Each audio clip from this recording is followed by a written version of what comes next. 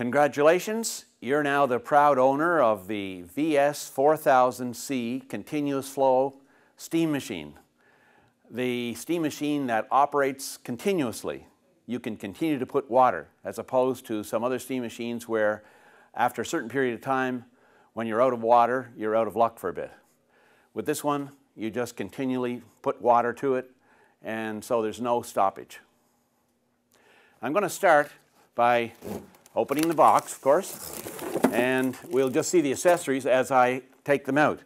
That's the hose, and this is the floor wall brush. Here you've got a number of accessories that I'll go over just in a moment.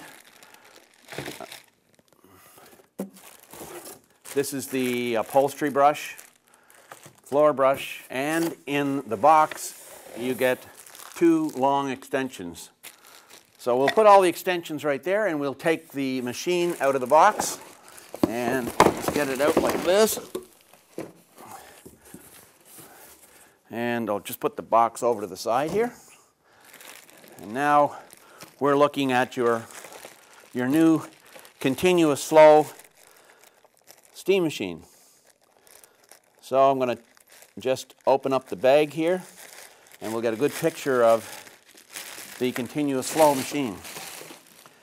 All right. Okay, so on my right, your left, is the on-off switch. The next button is the button for spraying. The button over here, the circular button, is the pressure knob, and if you turn it all the way to the right, you're turning it off.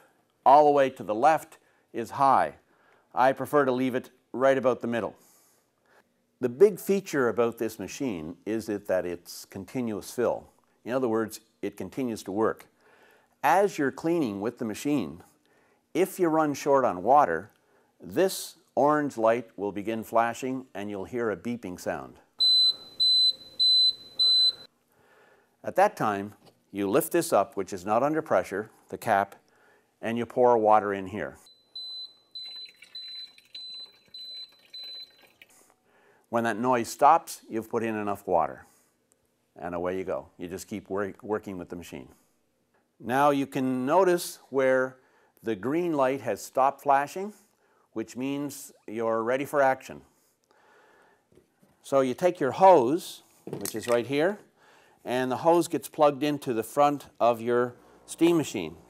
So you just put it up like that and click it on, and now you've got the machine pretty much ready for work. Now, when you start the machine, you press the first button down, which is on, and you're going to be spraying with the red button underneath. Okay, so I'm spraying here, and I'll just do enough spraying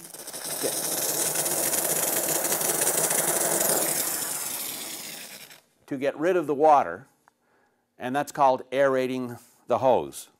All right, so it's now aerated, and the light is once again flashing. So you wait until the light flashing stops. Whenever it stops, you're then ready for work. So on the hose, you'll see the red trigger. Nothing will happen with that red trigger until I deal with these two buttons on the top of the hose, one of which is the spray button, and the other of which is the extra water. So if I try to work it by just pulling the red button, it doesn't work. Now, the spray button at the top is off. At the bottom is on. So I'm going to push it on. Now the spray works. If I want extra water, I push down the next button on the right, and you'll hear extra water. I'd recommend using that only outside because you're going to get a lot of water with that second button. So I leave it off. Okay, so let's have a look at the accessories that come with the continuous flow machine. First of all, there's the floor wall brush. And you can see where there's clips on here, so you can put towel around the floor and wall brush. Next up is the upholstery brush. And you'll notice that this swivels, okay? And you just push it down to stop the swiveling, and that stops it moving. Here's the squeegee, all right?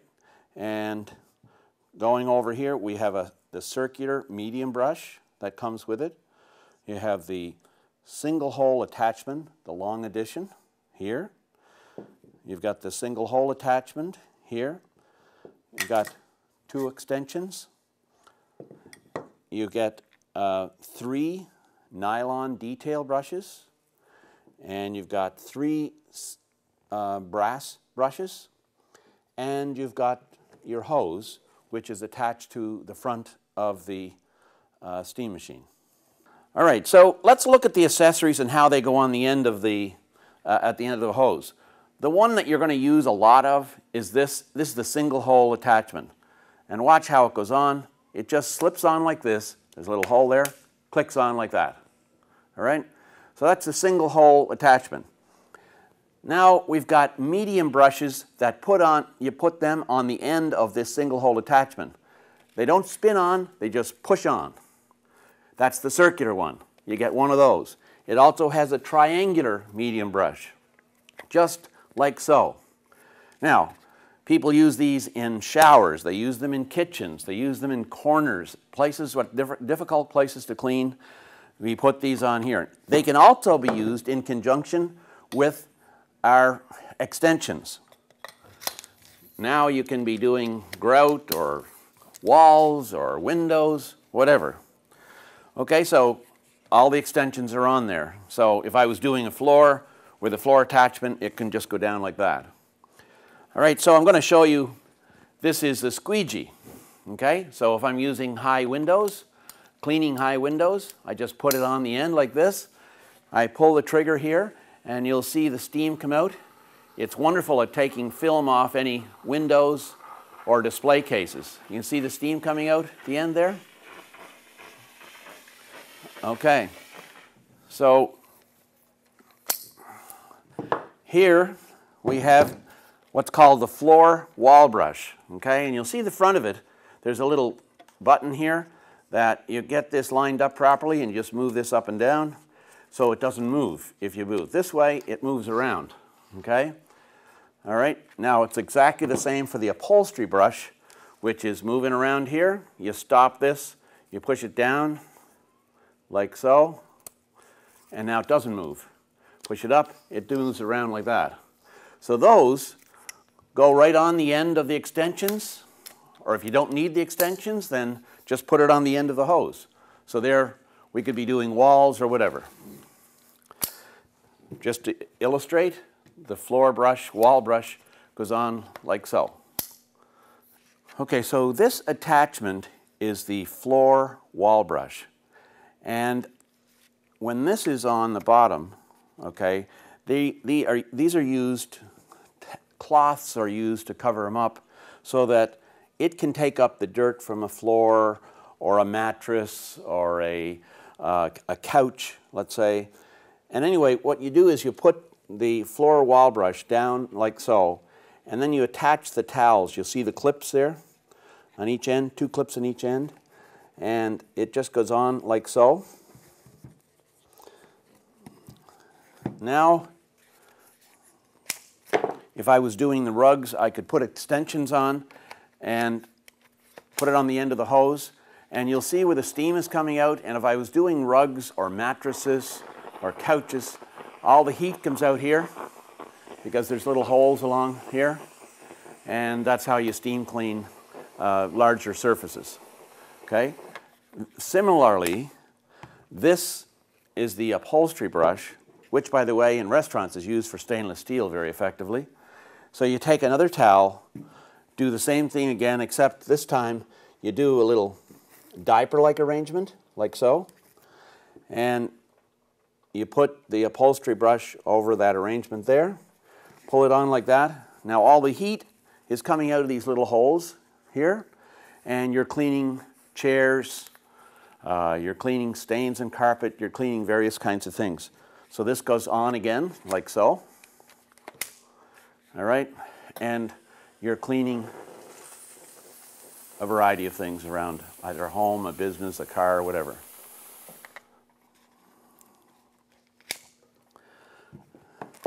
Now, when you take off the towel from your floor wall brush, there's also another application for, in this case, we'll call it a floor brush. So you take off this rectangular arrangement here, right? Now there's no towel around it, and you just put the extensions on and you're cleaning, let's say, a kitchen floor, any kind of a floor, or any kind of a wall, but it's got this nylon brush aspect to it that will clean especially floors. In restaurants, there's a lot of oil and grease gets on floors, and this is especially effective for that. You see, now I'm going to put on the single hole attachment on the end of the hose, but I'm going to use it in conjunction with the detail brushes. The brass, often used for grout, corners. It does a dynamic job of cleaning stainless steel, doesn't scratch, and they just go on. Just push them on the end, and there's no spinning to them, you just push them on. Okay, so, and the last one is the nylon. And the nylon goes on just the same.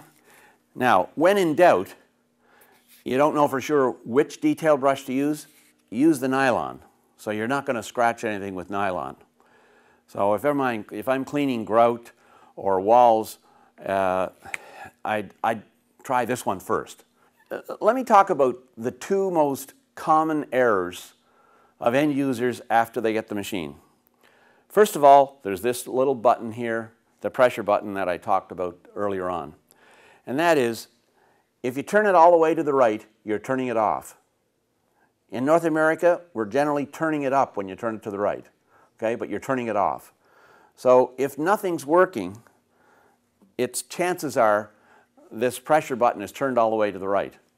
I'd recommend turning it about halfway from left and right and just leave it there. Okay, so that's the first one. The next most common error is not waiting the 3 minutes or the 2 minutes. As the machine gets a little older, as you continue to use it, it won't be 3.5 minutes, it'll probably be 2 minutes. But in the early stages, wait that 3.5 minutes because it won't operate as efficiently if you don't wait for that bottom green light to stop flashing. Now the machine is very, very easy to use. And as far as maintenance goes, you can clean the machine with the machine. So I'm just showing you as an example here. This is stainless steel, and this upholstery brush is a dynamic stainless steel cleaner. So why not clean the machine if it's into a cruddy area of your cottage or a barn or something and it gets cruddy looking? Just turn it on and let's clean it. Okay, so you can clean the machine with the machine. All right? Same idea. If you want it to clean with this, I can take this on, put on the circular medium brush, clean the machine. All right, so that part's real simple. As well, in some cases, the small brushes will get cruddy. All right, so let's say that this is all covered up with kind of paint and crud, various varieties. You can take the accessory and clean it with the single hole attachment like this.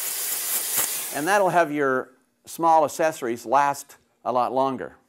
In the wintertime in Canada, it gets pretty cool. And if you leave the machine in your trunk and it's 25 below, the water in here is going to freeze. All right? So you shouldn't leave the machine in below 0 temperature because it's not good for it. Will it work? Yes. But I wouldn't recommend you're leaving it in your car or in your garage when it's 15 below. The other thing is that after a little while, there may be some buildup. Inside your machine. Heavy water, oftentimes the cause of that, but just out of use. So underneath the machine, there is a drain, and the drain is right here. So you just take a pair of pliers and open this up and drain it out. I'd recommend once every 2 months, maybe once every month and a half, depending on how much you're going to use it. But this allows any buildup inside to get drained off. And in fact, if it's in the backyard, you can run the hose, right, take this off, okay, run the water right from the top out the bottom just to cleanse it out. If you do that, and you do it consistently, this machine will last. I've seen them last 14 years, 15 years. So if you do that maintenance on it regularly, you're going to have a machine that will last a lifetime. So if you're a customer that is purchasing the cart and the basket, the cart and basket will come in a separate box shipped to you, and it'll come in two components. One, the bottom part, and two, the top part of the cart, and it'll also come with a basket that will hold the accessories. So the top part fits right into the bottom part, much like so, like that. And then an Allen key will accompany the package, and you just tighten it up after you put it on. So the tightening up with the Allen key just like this on both sides. So then the machine sits right on the top of the cart like so, just like that. The machine sits on there. The basket fits right in here like so, and all the accessories go in the basket, while the extensions fit along the side of the cart like so. A question that the customer can think about when ordering is that, do I need the cart and basket? And the answer to the question is it important to have this stored in one place? In many cases, it's not necessary. In some cases, in a very large operation that's very, very busy, you might want a spot to store the accessories all in one place. It's up to yourself. It depends on the needs of the person and the business whether you want the cart and the basket.